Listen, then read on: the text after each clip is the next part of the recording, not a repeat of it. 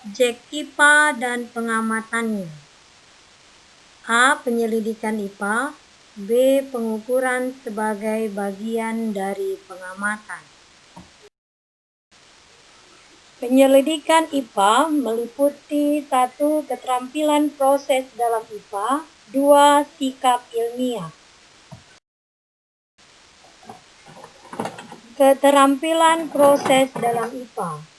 A. Keterampilan proses sains dasar atau basic skills.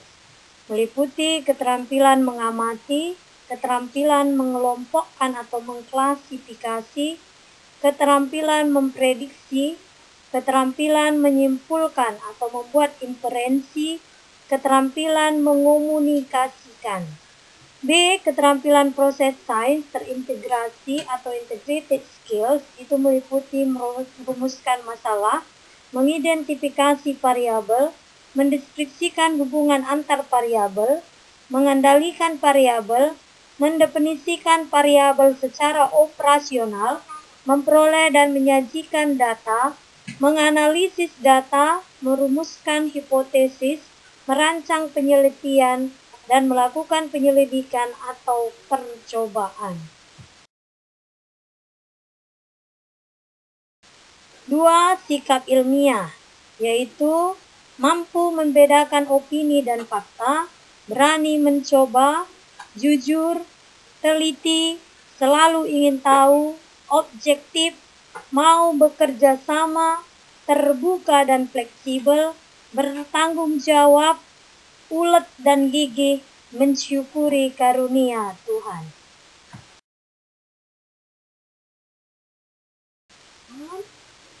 B. Pengukuran sebagai bagian dari pengamatan. 1. Pengukuran. 2. Besaran pokok. 3. Besaran turunan. 4. Besaran vektor dan skalar. 1. Pengukuran. Pengukuran dilakukan dengan cara mengukur. Mengukur adalah kegiatan suatu besaran yang diukur dengan besaran sejenis yang dipakai sebagai satuan. Di dalam pengukuran akan dipelajari satuan baku dan tidak baku, pengukuran langsung dan tidak langsung, kesalahan dalam pengukuran, dan ketelitian dan keselamatan kerja. A. Satuan baku dan tidak baku. Satuan baku dan tidak baku. Satuan adalah standar ukuran dari suatu besaran.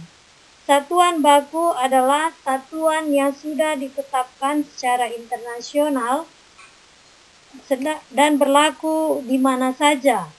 Satuan tidak baku adalah satuan yang tidak atau belum ditetapkan secara internasional dan hanya berlaku dalam beberapa daerah. Contoh, satuan baku menggunakan alat ukur mistar, sedangkan satuan tidak baku misalnya menggunakan jengkal, hasta, depa, dan kaki. Pengukuran langsung dan tidak langsung. Pengukuran langsung tidak langsung mencakup pengukuran langsung dan pengukuran tidak langsung. Pengukuran langsung adalah pengukuran yang menggunakan alat ukur sehingga bisa diperoleh hasil pengukuran secara langsung. Sebagai contoh, mengukur lingkar pohon dengan menggunakan meteran, jadi langsung kita peroleh hasilnya. Pengukuran tidak langsung adalah pengukuran yang membutuhkan proses minimal 2 langkah untuk mengetahui hasil yang diukur. Contoh, mengukur lingkar pohon dengan melilitkan tali, lalu panjang tali diukur dengan penggaris. C. Kesalahan dalam pengukuran. Kesalahan dalam pengukuran itu mencakup 2, yaitu kesalahan sistematis dan kesalahan acak. Kesalahan sistematis yaitu kesalahan alat ukur, yaitu kesalahan pengukuran yang terjadi disebabkan alat ukur yang digunakan. Contoh, kesalahan kalibrasi, kesalahan penunjuk nilai 0 bergeser dari titik 0 yang sebenarnya, pegas pada neraca pegas melemah sehingga penunjuk angka oleh jarum menjadi tidak akurat. Kesalahan manusia. Kesalahan pengukuran yang terjadi disebabkan tidak mengetahuinya cara mengukur dengan benar. Kesalahan paralaks, yaitu kesalahan pembacaan skala analog pada sudut yang salah. Kesalahan acak. Kesalahan acak adalah kesalahan yang terjadi karena kondisi lingkungan yang tidak menentu sehingga mengganggu kerja alat ukur. Sebagai contoh, gerak Brown pada molekul udara, fluktuasi atau naik turunnya tegangan listrik, dan draw atau noise elektronik yang terjadi yang bersifat acak dan sukar dikendalikan. D. Ketelitian dan keselamatan kerja. Ketelitian dan keselamatan kerja. Ketelitian pengukuran di berbagai bidang berperan penting dalam menjamin keselamatan dan kesejahteraan manusia. Contohnya, ketelitian perhitungan dan pengukuran seorang teknik sipil untuk mendirikan sebuah bangunan, serta ketelitian dan keselamatan kerja di laboratorium sekolah. 2. Besaran pokok. Besaran pokok adalah besaran yang sudah ditetapkan secara internasional. Ada 7 besaran pokok. Yang pertama adalah panjang satuan meter, simbolnya M kecil. 2. Besaran massa satuan kilogram, simbol kg. 3. Besaran waktu satuan sekon atau detik, simbol S. 4. Suhu satuan Kelvin, lambang K. 5. Kuat arus listrik satuan ampere, lambang A. 6. Intensitas cahaya satuan kandela, simbol satuan CD. 7. Banyak molekul atau zat satuan mol, simbol satuan mol. Alat ukur besaran panjang itu biasa digunakan mistar, jangka sorong, dan mikrometer skop. Sedangkan alat ukur untuk massa menggunakan Rachel-Hous dan timbangan duduk. Alat ukur waktu itu menggunakan jam pendulum, stopwatch, dan jam atom. Cara membaca jangka sorong, bisa kamu perhatikan skalanya. Perhatikan hasil pengukuran di atas. Cara membaca jangka sorong untuk melihat hasil pengukurannya hanya dibutuhkan 2 langkah pembacaan. Yang pertama, membaca skala utama. Lihat gambar di atas, 21 mm atau 2,1 cm garis merah merupakan angka yang paling dekat dengan garis 0 pada skala Vernier, persis di sebelah kanannya. Jadi skala utama yang terukur adalah 21 mm atau 2,1 cm. Cara yang kedua, membaca skala Vernier. Lihat gambar di atas dengan seksama. Terdapat satu garis skala utama yang tepat bertemu dengan satu garis pada skala Vernier. Pada gambar di atas, garis lurus tersebut merupakan angka 3 pada skala Vernier.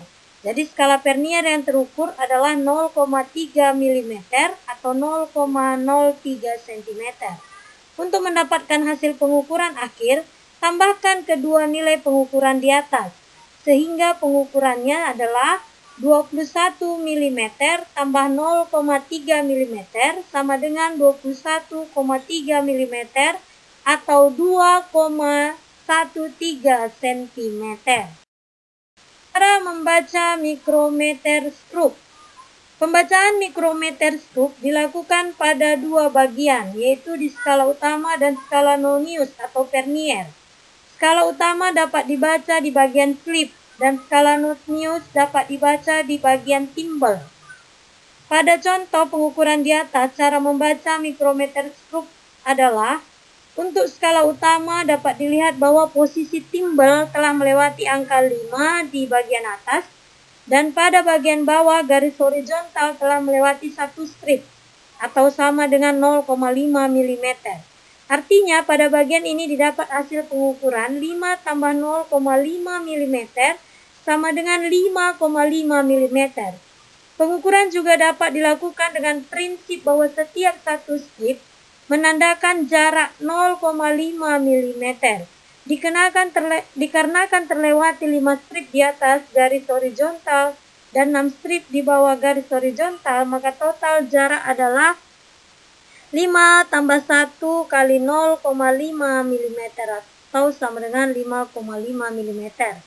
Pada bagian kedua terlihat garis horizontal di skala utama berhimpit dengan angka 28 di skala nonius. Artinya, pada skala nonius didapatkan tambahan panjang 0,28 mm. Maka hasil akhir pengukuran mikrometer stroke pada contoh ini adalah 5,5 tambah 0,28 sama dengan 5,78 mm.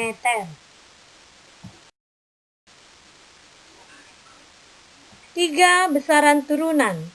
Besaran turunan yaitu meliputi luas, volume, konsentrasi, laju pertumbuhan, frekuensi denyut nadi, produktivitas lahan pertanian. Cara mengukur benda yang bentuknya tidak teratur, kita gunakan gelas ukur. Gelas ukur pertama kita isi dengan air pada pengukuran tertentu, kemudian batu yang tidak berukuran itu kita masuk ke dalam gelas ukur yang berisi air tersebut. Kemudian kita dapat volumenya, sehingga volume akhir yaitu volume akhir dikurangkan dengan volume yang tidak diisi dengan batu. Maka itulah besaran atau cara mengukur besaran vektor dan besaran skalar. Besaran vektor yaitu besaran yang mempunyai nilai atau besar dan arah. Contohnya yaitu perpindahan, kecepatan, gaya, dan percepatan. Sedangkan besaran skalar adalah besaran yang hanya mempunyai nilai atau besar, tetapi tidak mempunyai arah. Contohnya yaitu volume, massa, waktu, dan jarak. Ya, untuk contoh soal bisa kamu lihat dan baca sendiri. Dan juga untuk menambah pengetahuan kamu, silakan lihat di buku paket dan contoh soal yang lainnya di dalam buku paket.